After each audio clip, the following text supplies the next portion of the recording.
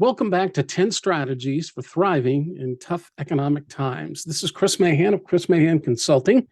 We are in session 3, I believe, and looking at creating more transactions per customer. So far, we've looked at strategies to help you generate more leads and increase your conversion rate.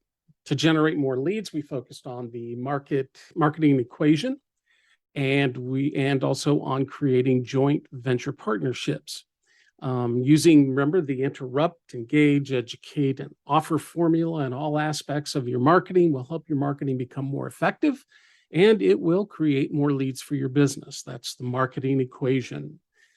Interrupt, engage, educate, and offer. By creating joint venture partnerships with other businesses that also service the same target market that you do, and they do so in a complementary way, you can create a steady stream of qualified referrals coming through your door. To increase your conversion rate, we discuss such things as downsells. That's a strategy where if your prospect is definitely going to say no to your offer and walk away without making a purchase, you offer them something similar, but one that is something at a lower cost. And in that way, you make at least some profit off the prospect, but even more important is you begin to develop a relationship with that prospect, which may lead to blossom into a valuable customer relationship. We also talked about risk reversal.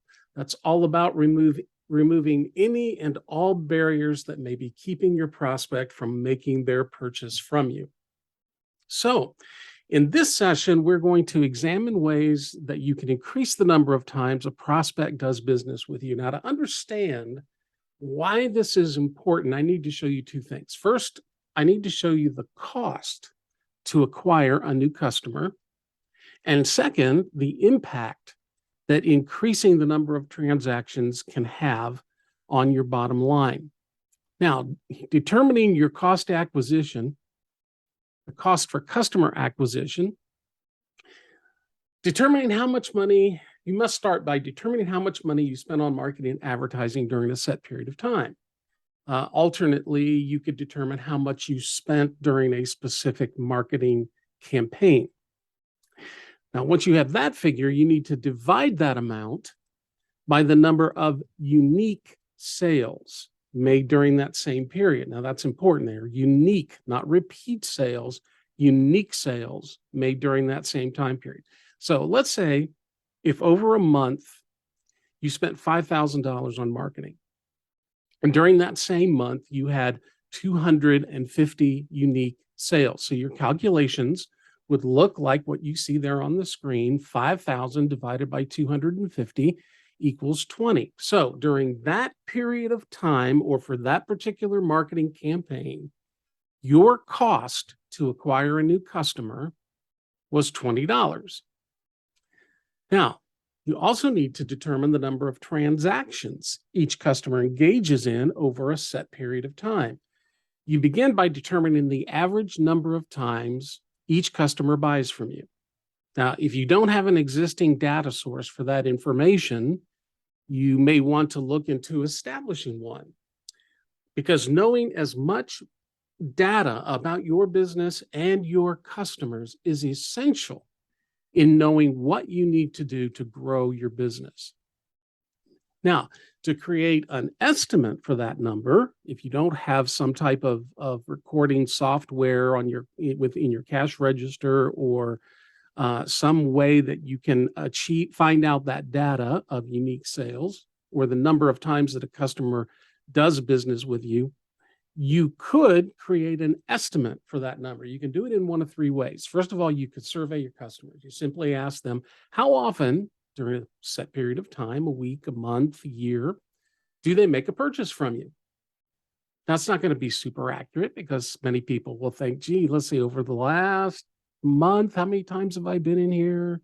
And so you are going to get some guesses, but we're talking about an estimate. So just as long as you understand that it's an estimate, then this will work for you. The second thing you can do is you can start your own tracking system. create customer accounts, and keep a tally of when they make a purchase, and perhaps even what they purchase, or at the very least, how much their purchase was. So, especially if you're running a little bit smaller business where you don't have as many customers, you can simply have a notebook there by the cash register. You grab the customer's name, the date that they did the transaction, and the amount of the transaction. A third way, and this is the least precise method, you can just estimate the figure based on your own observations over a week, a month, or some other set period of time. Now, once you know the number of times each unique customer buys from you, you add up the total number of transactions for all or for a sample of your customers. For example, let's say you decide to base your calculations on a sample population of your customers. So in this example, we're going to say that you are going to do a sample of 10 of your customers. And you've been keeping track, you know how many times each of those 10 customers did a transaction with you over a set period of time. Let's say, in this case, we're talking about a month. So the first customer did 4 transactions with you during the month. The second customer did 5. The third did 2. The fourth did 8, and so on. 5, 1, 2, 2, 2, and 6. You add up those total number of transactions, and that comes up to 32. Now, you have to divide that total number of transactions, again, in this example, 32, by the number of customers in your sample. In this case, 10. 32 divided by 10 is 3.2. That is the average, that becomes your average number of transactions. Now, with those figures in hand, let's evaluate what that means for your business. Again, for example, we'll say that of those 250 unique sales that we talked about earlier, the average purchase price was $75. And for this business, we know their profit margin, it's roughly 53.33%. And that means that their profit margin is $40. But we have to subtract the cost of customer acquisition from that margin to see the actual profit for each of those sales. So their profit was $40, but you take away the acquisition cost of $20, and you see that each of these customers brought in $20 of profit for this particular business. Remember, now in this session, we're talking about increasing the number of transactions that your customers engage in with you. And here's why this is important. If that customer that we just talked about only buys from you once, they are only worth $20 to your business. Remember, we'll say that the average purchase is $75. The profit margin is 53.33. That means that your profit on that sale was roughly $40 minus the cost of acquisition, the $20 it cost, leaves you with a $20 profit. So that customer who only does business with you one time is worth about $20 to your business. But how much would that customer be worth if we increased the number of purchases they make? What if we were able to increase the number of times they made a purchase from you in a year from 1 to 3? Well, you multiply that $40 profit margin for each sale by 3. $40 times 3 is $120. But again, you have to subtract your acquisition cost from that profit. So that's $120 minus the $20 that it cost you to acquire that customer. That leaves you with a profit of $100. So that customer who does business with you 3 times instead of once is worth $100 to your business. You see, by increasing the number of transactions this customer engages in by 3, you've increased the value of that customer 5 times, from $20 to $100.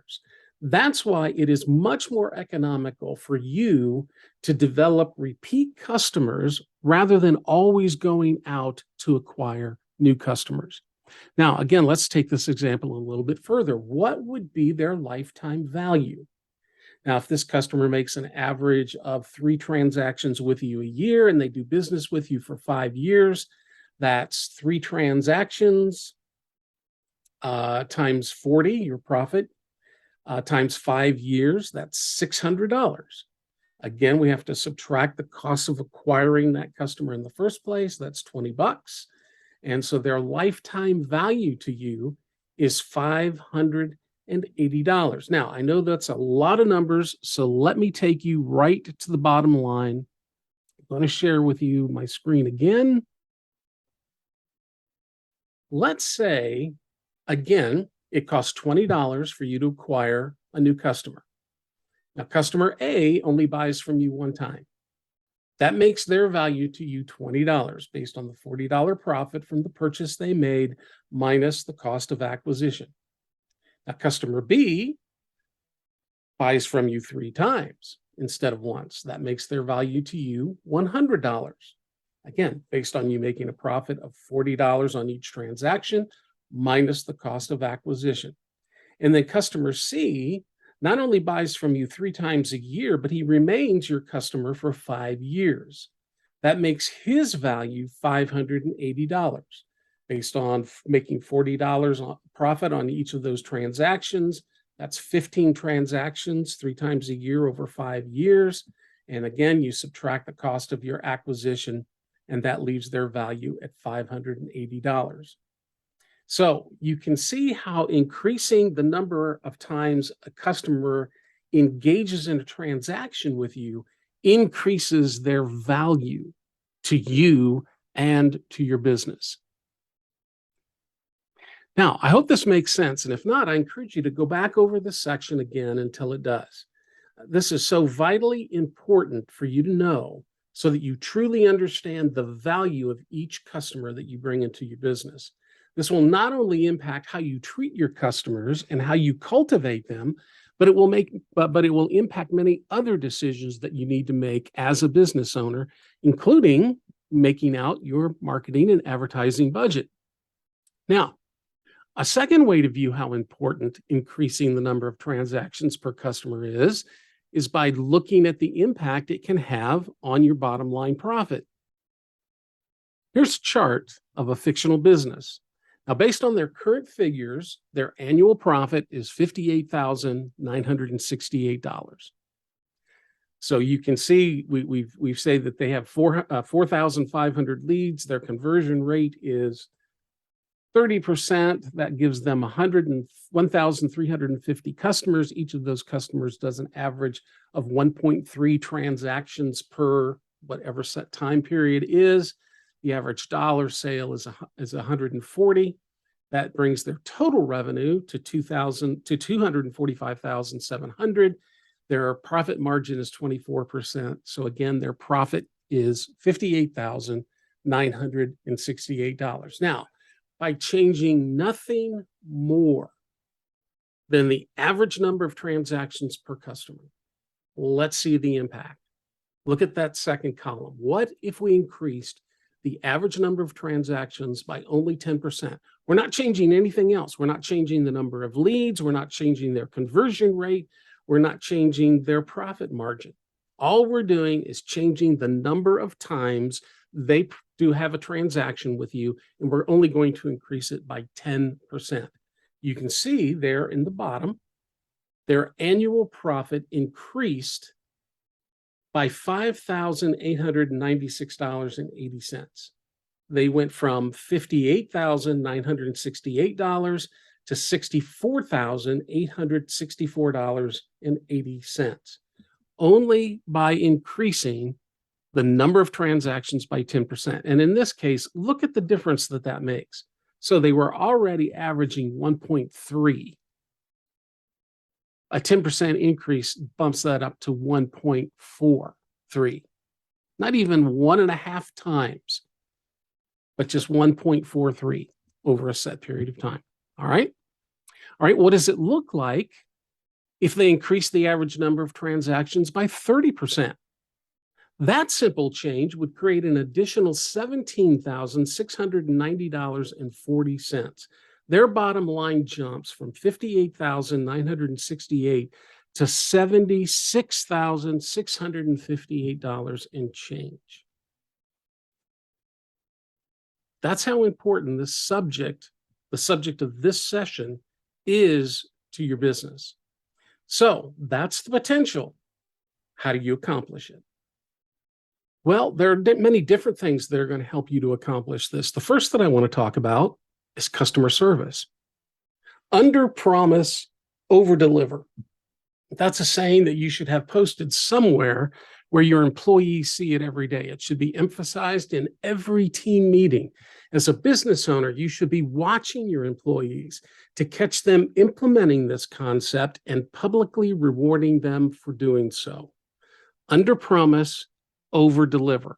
Let me share an example that happened to me several years ago. Where I used to live, we had a major grocery store chain, which actually had 2 stores in our town. We had 2 other large box stores that had grocery sections. And then we had several mom and pop grocery places throughout town. And suddenly we heard that they were going to be building a grocery store from another major chain. At the time, it just didn't seem to make sense to me. It seemed like we had plenty. They were located in great places around town. Wasn't real sure that we needed a new grocery store. But when they opened, sure enough, we tried them out. Well, the first thing that grabbed our attention was this. When we went to check out, I don't remember if it was the cashier or the bagger, but one of them asked us, "Did you find everything that you needed?" And I said, yeah, because I did. I didn't pay much attention to it until I came back the second time, and the exact same thing happened. When I went to check out, somebody asked me, "Did you find everything that you were looking for?" Happened on my third visit and fourth visit and every other subsequent visit.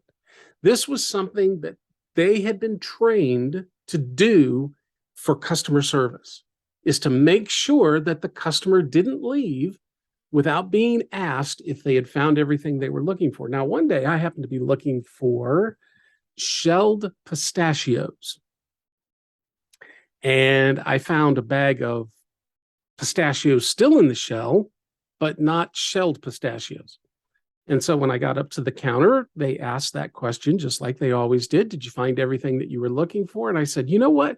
As a matter of fact, I was looking for shelled pistachios, and I couldn't find them anywhere where I looked." And so suddenly the bagger says, "Okay, I'll go take a look." And the bagger takes off while the cashier continues to ring up the rest of my products. And they came back and they didn't have any. But the fact that they had looked, they'd asked the question, I'd answered in the negative, "No, I did not find everything." And they did what they could to make sure that I was satisfied before I walked out of the store. But here's the real story I want to share with you about this particular store. My wife and I were introduced to a product that was being offered at some grocery store where we were visiting. And so when we came back home, my wife went to the store and she is looking for this. It's a boxed product. Basically, it was so you could bake your own pretzels at home. Like I'm not going to say the name of the franchises, but there's franchises in malls and other places that sell these delicious pretzels. Well, one of those franchises put together a boxed version so that you could make their pretzels for yourself at home. So that's what we were looking for. And she went up and down the aisle trying to find this, and she just couldn't. So it was obvious she'd been walking back and forth a little bit. She kind of had a little frustrated look on her face, probably. There was a stock boy, couldn't have been more than 16 or 17 years old, high school student, no doubt, who was stocking the shelves. And he watched her do this a little bit. And so he stopped doing what he did. He went up to her and he said, "Is there something that I could help you find?" She told him what it was she was looking for. He spent a few minutes looking at the shelves, going back and forth and trying to find this for her. And finally he said, "No," he said, I don't think that we carry that." Now, if that interaction had stopped right there, that would have been fine. I mean, the fact that a stock boy whose job is not necessarily to help customers, he stopped what he was doing and he did. He provided great customer service. But this is what happened. He tells her, I'm sorry, we don't seem to carry that right now, but if you will give me your name and phone number and the type of product that it is you're looking for, I'll give this to my manager and he will see if he can find it. And he'll give you a call if we're able to get it in stock. Again, this was a 16 or 17-year-old boy, still in high school. What that told me, and it was, I talked with the manager later on and found out that, yes, this is very true.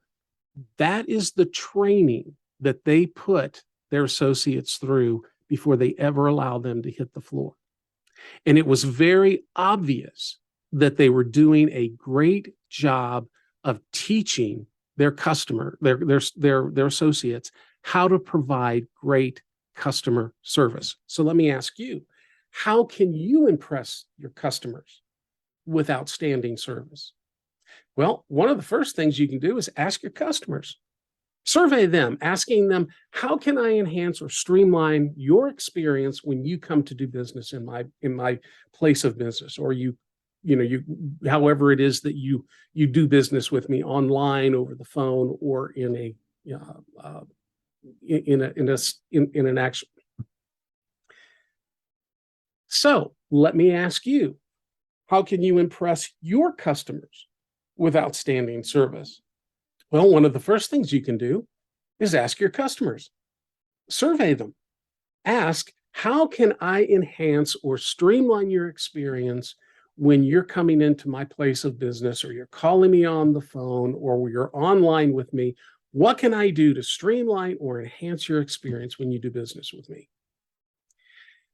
Another thing that you can do is you need to clearly establish, teach, and enforce standards of customer service, just like this young man that I told you about.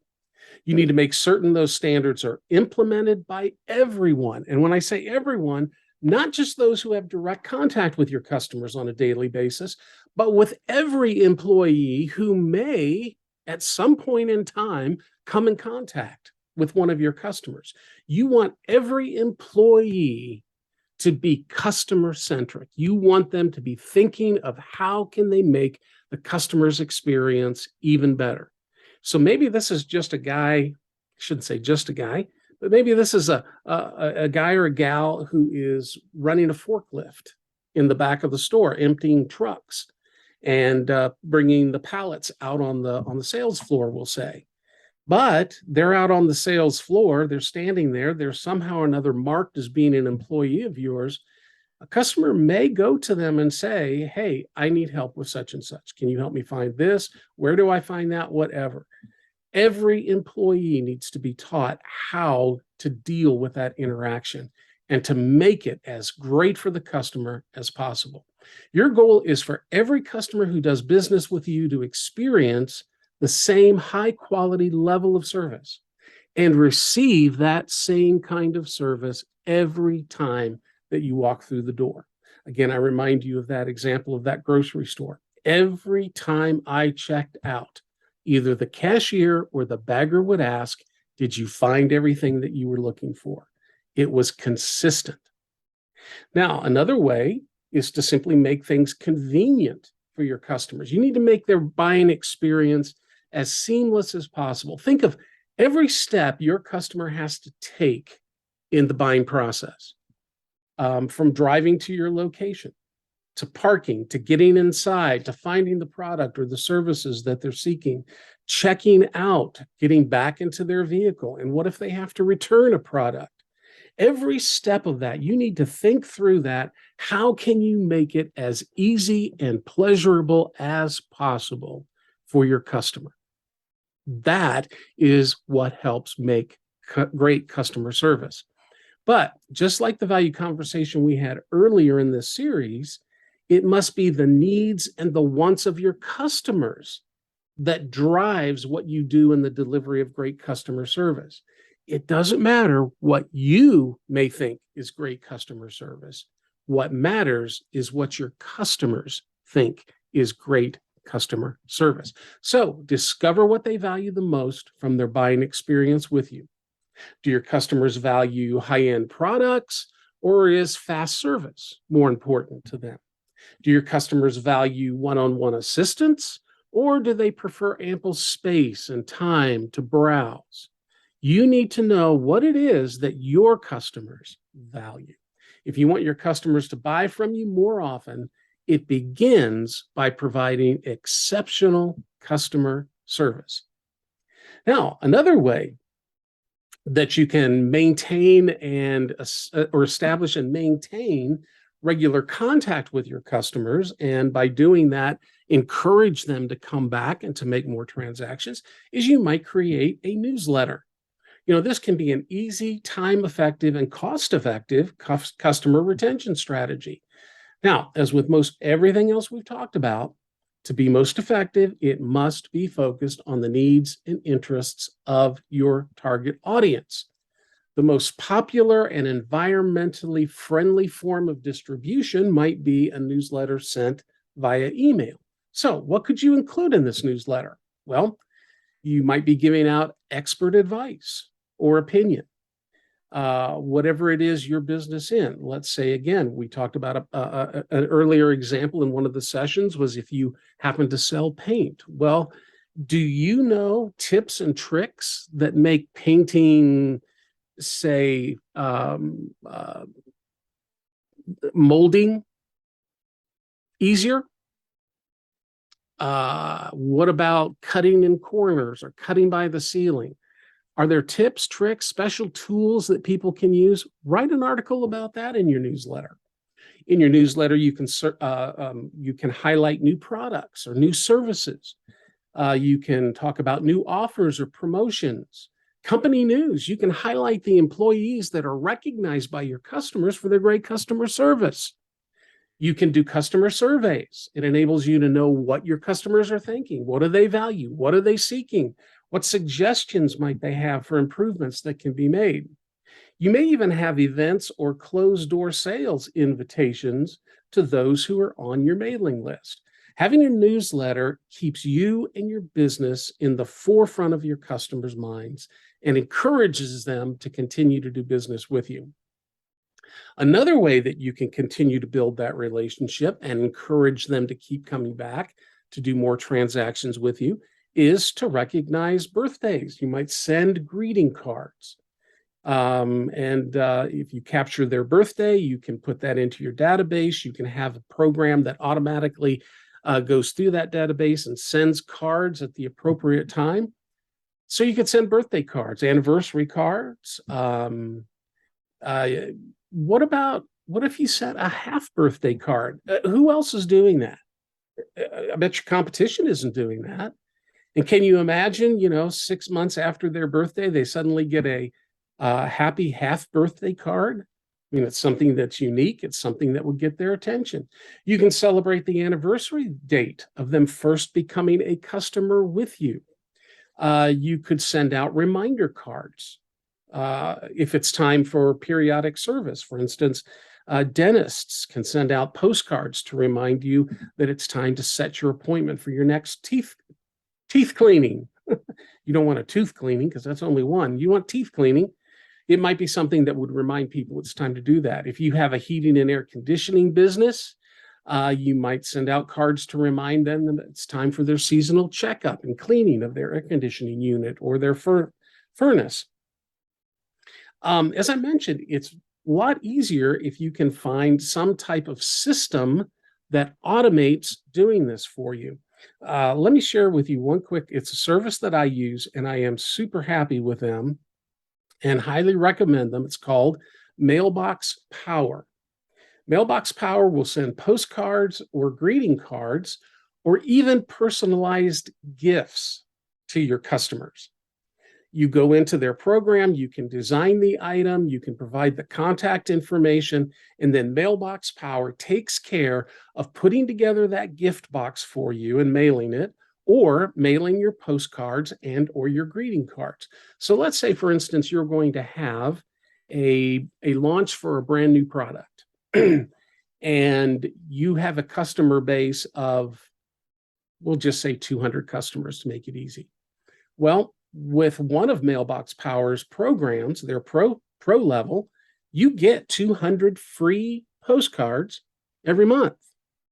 And if you've put in your contact list, you put in that in their CRM part of their program, and you go ahead and you pop that, you design that postcard to say, hey, we're launching such and such on this date, come visit us, come see what's new, whatever. You design that, you put it into your cart, you choose all those 250 contacts that you have. Mailbox Power takes care of printing the postcards, addressing the postcards. There are ways that you can personalize those cards. So it uses your contact's first name and maybe some other information if you want to include that in there. And then all you do is pay the postage. So it's a great thing. Now, I've secured a free trial for you to try out their pro level. You simply use the address that there's on the that is there on the slide. Now, full disclosure, this is an affiliate link, and I may receive compensation from Mailbox Power if you subscribe.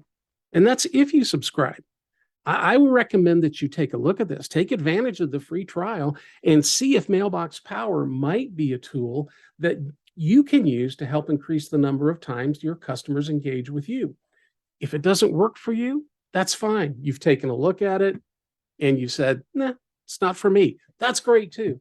But great resource that I would encourage you to look into.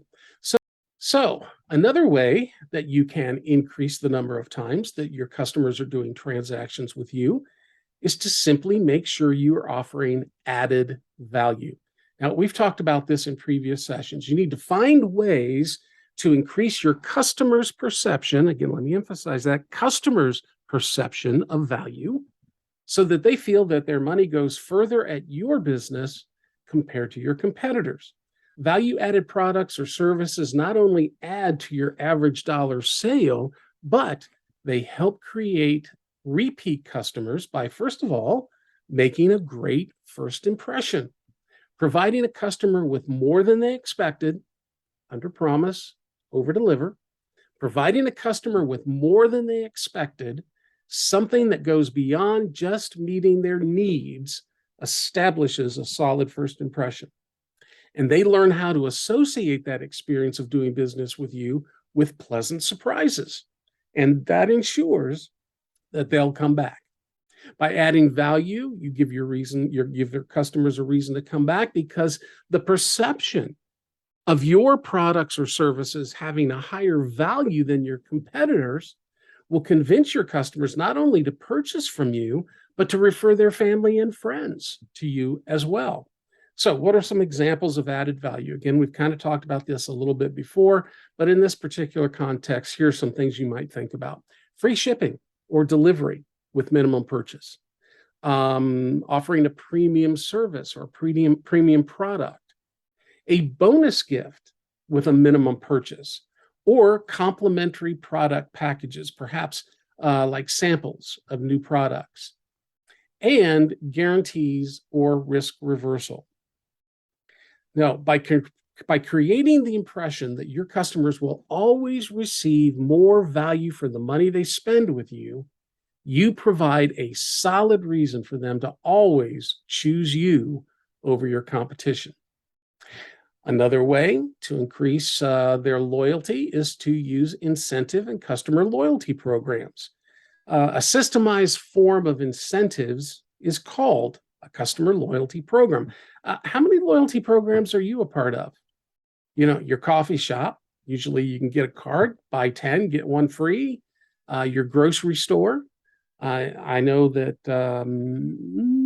at least a couple of the grocery stores here in the town where I am, when you go to the shelf and you look at the price, there's a price in white, and then there's a lower price that's on a yellow tag. Well, in order for you to get that price that's on the yellow tag, you have to be one of their loyalty club members. Your gas station. Again, I've got cards that entitle me to so many cents off a gallon when I use that loyalty card. Loyalty programs don't have to be complicated. They don't have to be costly. In fact, once they are in place, they're typically super easy to maintain. And they also provide great market research tools because you can collect a wealth of information, not only on the sign up form, but depending on your type of whether it's through your cash registers, your computer system, whatever, actually keeps track of the type of products that each customer buys. So, depending on how extensive a program you implement, you can even determine the spending habits of your customers. For instance, there's a major food chain, has a store here in our town. I get coupons in the mail every month or so from them that are for products that I regularly buy. They're coupons that I'm going to use. And how did they get that information? Because I use a loyalty card and it goes into their computer. And when it comes time for them to print up coupons to send out every month or every other month, they look at my spending habits and they send coupons that are specially designed to appeal to me. There are some other examples of loyalty programs. You can give out loyalty cards. We kind of talked about that. Grocery stores do that. Your coffee shop, your gas station, whatever. Typically, they provide a wallet-sized card, whether it's plastic, laminated, or whatever. They might use or it might be just a cardboard card, something like a calling card. In that case, they use a stamp or a punch to track the number of purchases until you reach a certain amount. When the card is full, your next product or service is free.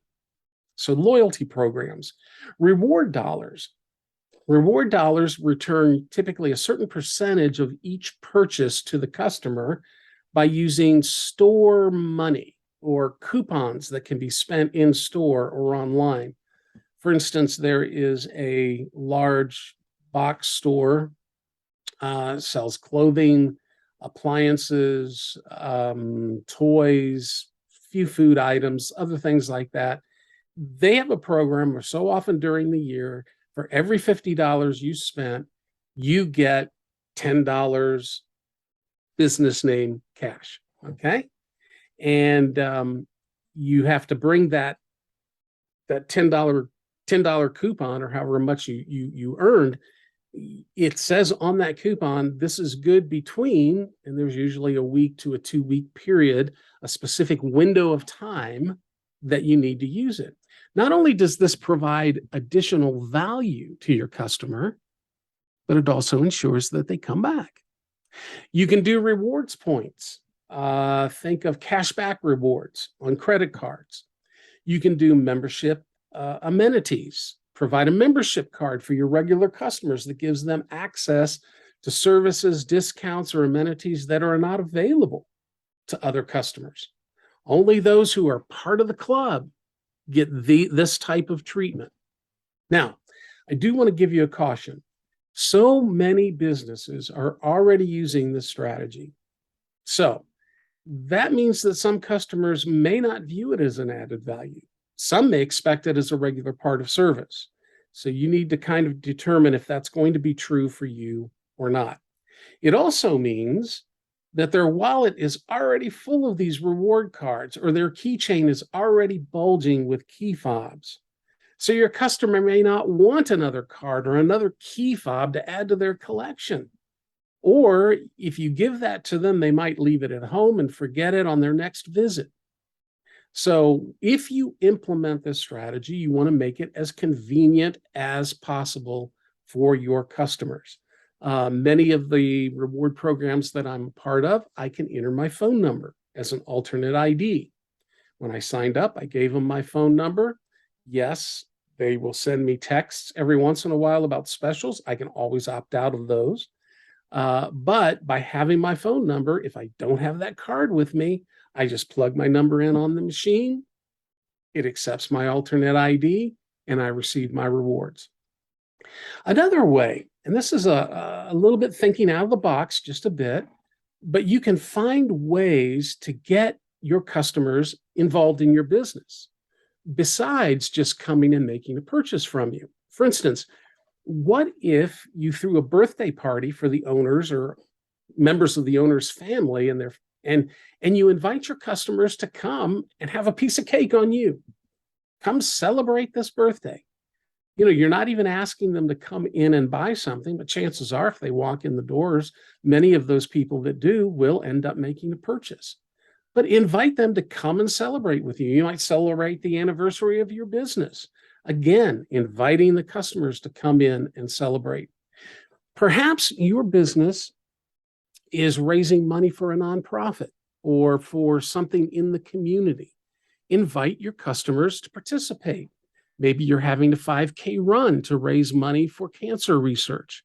And so you invite your customers. I mean, you publicize that. You put a flyer in every bag with every purchase so that when they get home, they see that and they come back. That 5K may start or end in your parking lot. They are participating in something and they associate it with your business. Another thing you can do is you always can ask for feedback from your customers. Help them to understand that your major concern is to meet their wants and their needs. And it also lets them know that they're being listened to. I mean, sometimes there may be a problem. There may be something that's somewhat bothering a customer, but they don't say anything about it. They just kind of tolerate it, or eventually they just walk away and they start doing business with somebody else. But if you take the time to ask them, they may say, well, you know what? Yeah, there is this one thing. And they may share it with you, something that you are totally oblivious to, but now you're able to see it through the eyes of one of your customers. So ask them for their feedback. Another way that you can, again, encourage loyalty is to provide a free sample or a gift with every order. You might give out a free candy bar, a bag of popcorn, a cold or a hot beverage, or even just a piece of candy. Something that is just a little bit extra. Doesn't have to be much, just even a little bit. You might give away samples of new products. If you happen to be selling food items and some of them happen to be nearing their expiration date, you could always give those away and write off the cost as a marketing or advertising cost. You can give each customer a post-checkout coupon for future spending, something like we talked about earlier, the department store that gave you department store cash to use at a later time. If your product or your service is a consumable, something like a maintenance product, medications, groceries, vitamins, something like that, something that your customer buys it, it's used up in a certain amount of time, and they're going to need to come back and buy the same thing again. What you might do is offer an automatic reorder option. When the customer makes that first purchase, you provide an option for them to sign up to have their purchases reordered at a specific time. It can either be packaged and sent to them. If they do that, obviously, you would be getting their credit card information and using that. Or you could have a card that's sent to them and say, hey, your order is ready, or a phone call or a text, whatever. Let them know it's ready, and they simply come and they pick it up at the store. It's already waiting for them. So, wow, those are a lot of ideas. Hopefully, one or more resonated with you, and you'll be able to implement it or them on your business as is or tweaked to meet your specific needs. Increasing the number of transactions each customer or client makes with you will have a positive effect on your profit and is an aspect of your business that you should not ignore. Now, in our next session, we're going to talk about increasing prices. Many business owners are reluctant to increase their prices because they fear they'll lose business over it. I'm going to show you how that fear is misplaced, and I'm going to show you ways that you can raise your prices without fear of losing customers. Until then, this is Chris Mahan of Chris Mahan Consulting. I'm looking forward to our next time together. Bye now.